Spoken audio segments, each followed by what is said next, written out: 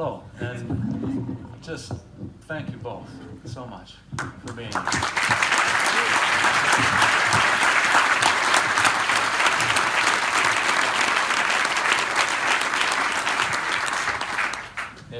It feels like a blessing to have your music here and to have everybody here and to share it together. As I mentioned in the program, this night would have been special anytime, and it feels just incredibly that much more special given the timing and to be able to share this in a group of people. So thank you for that. And thank you all for not only supporting the organization, but for driving over here in this weather. Amazing. There's no guarantees you're getting out of here. There are a couple of tents for rent. There's tents. Yeah, we have tents. We've got you taken care of if you need to stay. And we do have a tractor somewhere to pull you out. Water's really expensive. So I just thought there's so many questions I'd be love to ask you guys, but just to build off of the last thing you talked about with Beethoven and going through trials and tribulations, you both use your skills, use your music during the pandemic to bring certain measures of comfort, hope to folks, and I thought maybe you could share with folks some of the most memorable experiences from the things you shared with people during the pandemic. And well, I was just as soon as things started, the first thing that I was absolutely struck by and moved by was Yo-Yo's little snippets that she called songs of comfort, and that started showing up right away on the internet, and I just thought that was such a beautiful gesture. You started with playing I think the first thing you played was the Dvorak, the going home music. It was right? beautiful, but very, very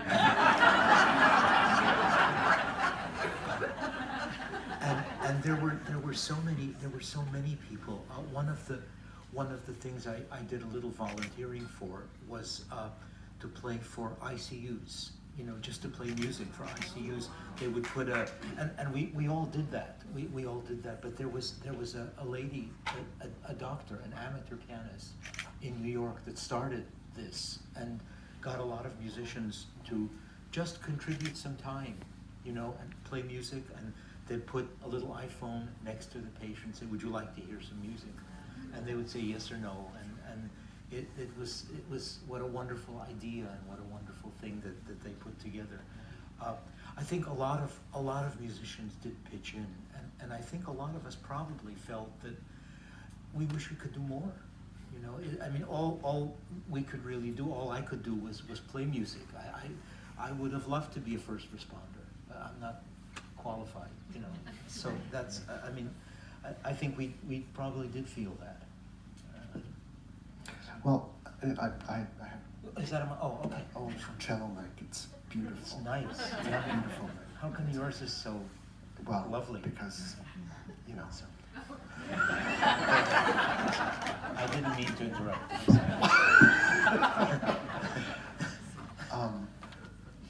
I think, Will, your question refers to how did any one of us respond in terms of figuring out what people's needs are, right?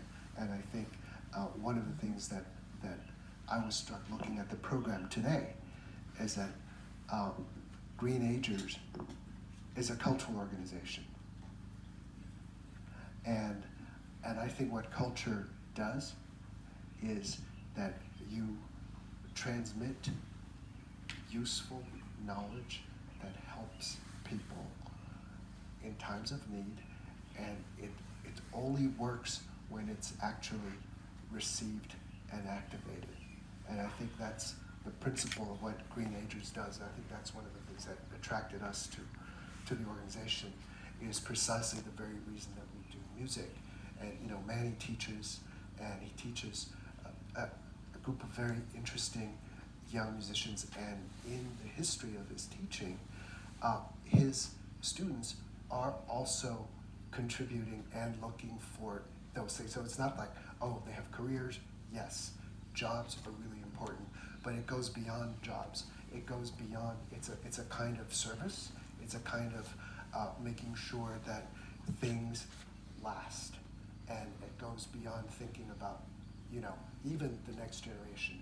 You want to make sure that a place like the Berkshires really is going to be a great place 100 years from now.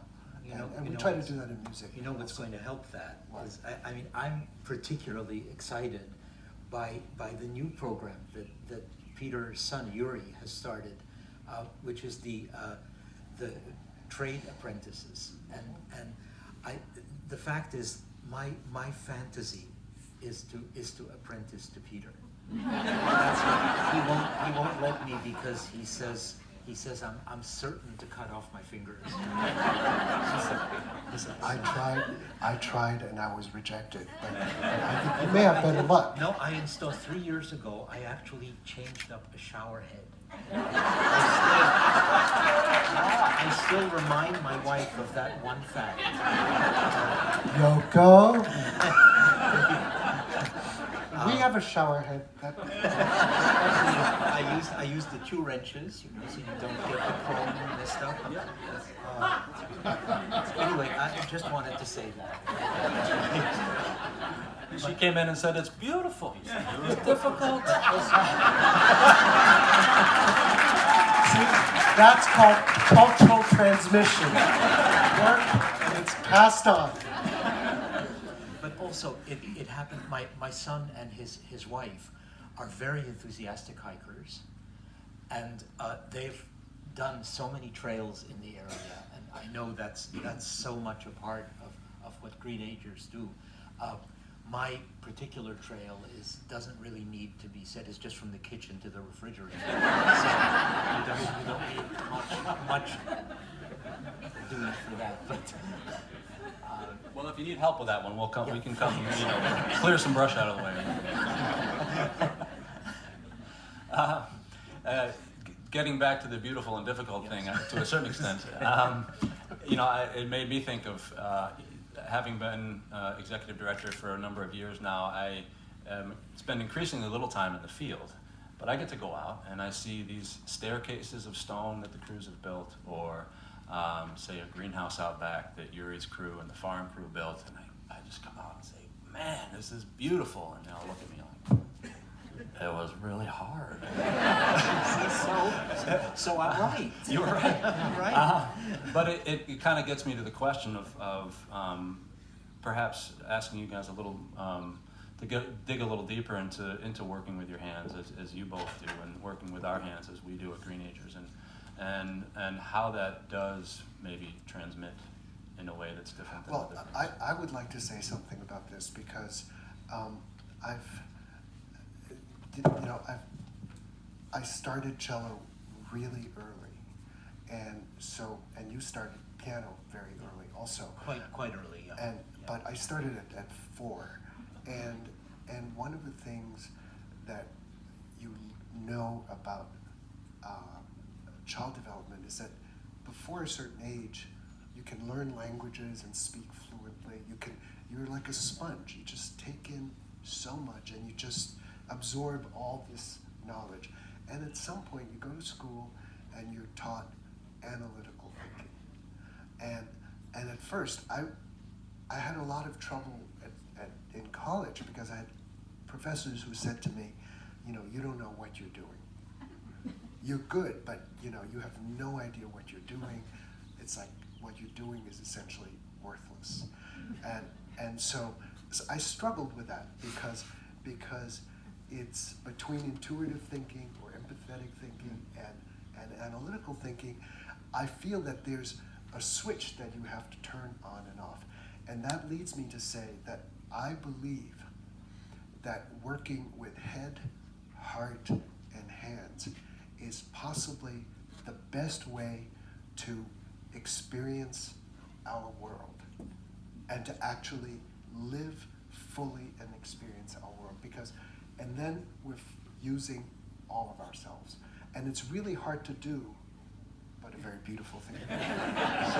So when you read a book, it's very important to keep folding the pages so Well, that your hands are involved. No, actually, I look at Manny as my role model because when he reads a book, he starts to eat it. I used to. I didn't so much anymore.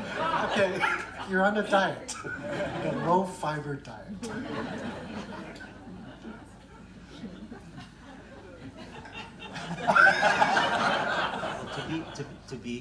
Actually, just to get back to what you were saying about analytical thinking, what I think is nice for us to see when we see people working with their hands. That's so much of our world that it's not. It's very connected to sports. It's very connected to things like things Greenagers do. And it's hard to find a balance in a way, because I have, for example, a young student who's doing an extremely difficult piece of Ravel. She's 15 years old. She does it phenomenally. I don't think anyone's told her that it's difficult. And I'm trying very hard not to tell her that it's difficult. Do you know what I mean? Yeah. To say that, oh, you have to worry about this. So it's a kind of balance between what came to you like this, and what you started thinking about. And you don't want to give up either one. Right. I think you it's, want to do both. It's almost like a thing about combining theory and practice. And in a funny way, carpenters do that. Measure twice, cut once. Right? That's what you need to do. That's what Yeah, Moyle that's what- said to me.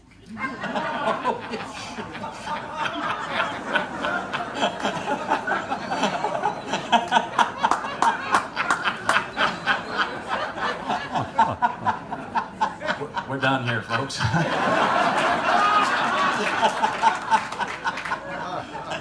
Any other questions? You know, I thought we'd get some personal information out of you guys. We've got it. Sorry. So, to bring it back a little bit, I guess. So then, what do you see? We've seen certainly in this area, and I think culturally a decline in the availability of skilled workmen and work people, and yet it's clear, I think, to everybody in this room that there's extraordinary value there. And basically now I'm just going to ask you how to do my job better. How do we bring the two back together? You go ahead, or I don't know. I think what you do here is so important in terms of restitching a relationship with nature. And I feel that for a couple hundred years we've extracted from nature and learned an unbelievable amount. But we haven't really gone full circle in terms of not just extracting but putting back, because I think it's the only way that I can think of that we can survive and thrive. but it's also what happens in our society, I think, is that young people are interested in doing stuff. I have 6-year-old grandchildren. They really want to cook. They want to help break the eggs, dip everything, do all of that. And I think after a while, not that we're encouraged to, but we let that lapse. And I think that's true of, cooking is just one example, but if we could somehow channel that, at some age, it's really fun to build something. It's really fun to make the drawing on the wall and think, yes, I'm going to leave that up. It's really nice. What you see in first grade, when you go to a first grade classroom, the stuff you see is so full of talent. And after a while, so many of those people don't continue. And I think if we could find a way to channel that with carpentry, with doing stuff in the house, with, you know, so that it doesn't wait until I'm 50 to see Peter and his group doing this stuff, and I get excited and I want to do it. But I wish I'd had that when I was 10, 11, 12, and stayed with it. So I think if we can find a way to channel that, I don't know how, but if there's a way to encourage that, I think you will find more people going into the field. That would be mine. Well, I think, to Manny's point, I think the world is so interesting. And the wonder that a child has for trying to do something or to understand something, I think I find myself losing that wonder unless I keep looking for it constantly in my daily life. And I think we get so trained to focus on things that are considered valuable. And that's, of course, very valuable, but then we lose other values. And I think that's, you know, so I think in terms of people, what we started out with saying that love and work does create a byproduct, which is happiness. And I think everybody here probably subscribes to, you know, thinking that's not a bad It's a thing. fine magazine. I subscribe to it. What? Happiness. Oh, no, I subscribe Yeah, to I'm Love just- and Work. That's a Oh. better magazine. No, it's very silly. Sorry. It's good. Very silly. You both have such distinguished careers, and as we work with young people day in, day out, we talk with them about what they see as their path. I try to steer clear of career, having had 4 or 5 quote unquote careers. You've had the most amazing life. When we talked, you've done everything. Working at it. It's fabulous. What particular moments on your paths remain as touchstones to you that might give us some insight into what keeps you, you know, I think you've given us some, but that keeps you coming back to the path that you want to go on. Friendships, Yeah, that's certainly true. connections, friendships. I've been one of the luckiest people on the planet because I've become friends with Yo-Yo. And that's it. Really? Yes. Yes.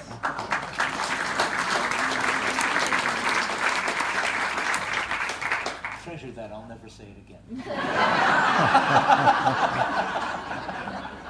What's today's date? No, I do think that there is the musical community is full of connections. Sure. And we have a lot of friends. We've been friends for a very long time, but you know, you meet a lot of wonderful people. I think also once you get involved, you know, it looks like by now I should have, it's this long, and I've been at it for 60 years. I should have the problem solved. And they don't get solved, and it's just... I only have 4 strings, and they're all shorter than your piano strings. but you know, it keeps being seriously difficult and unattainable, and I'm on the way down now. You know, at my age, I'm on the way where I can't do stuff that I could do before. So I never really got there, but it's, you know. You keep trying. You just keep trying. I think that's one of the great things about music. You just keep trying. Well, you always used to say that you never stop learning, and I think just in terms of observing and listening and participating, you just keep learning. And my wife likes to say that, you know, you want to not live with regret, so that you live fully every phase of your life, so that you know, so you can welcome the next phase. And even though Manny says he's going down, I think he's enjoying this phase. I'm enjoying the process. Yes. Well, you're enjoying being with your grandchildren. You're enjoying, Yes.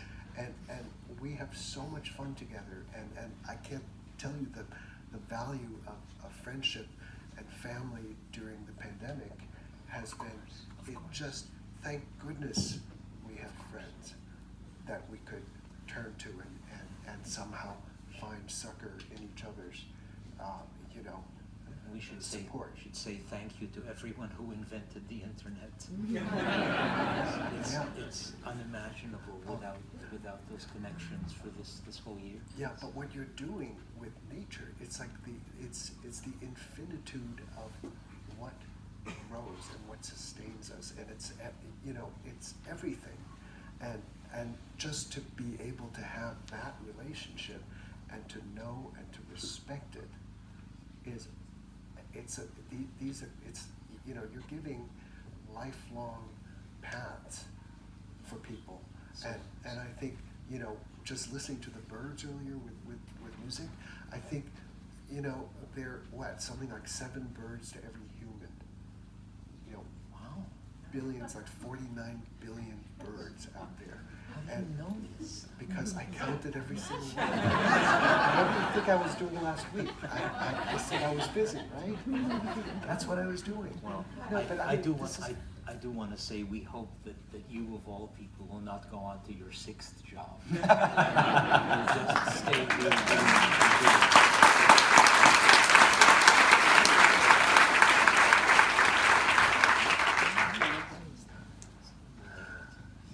Yeah, You'll have yeah.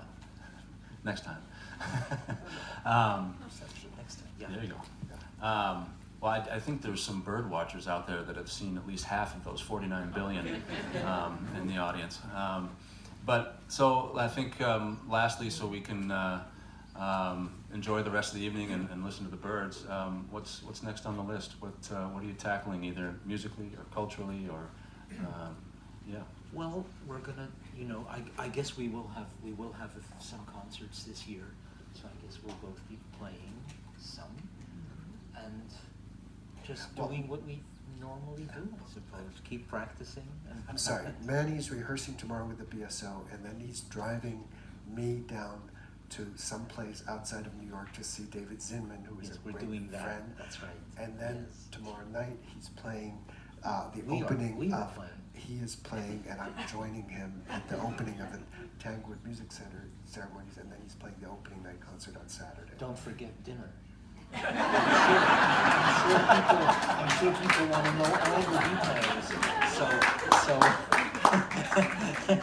For appetizer, he's chosen potato pancakes. I think we should go and listen to the birds. That's what I think we should do. That sounds good. Well, once again, thank you so much for being here.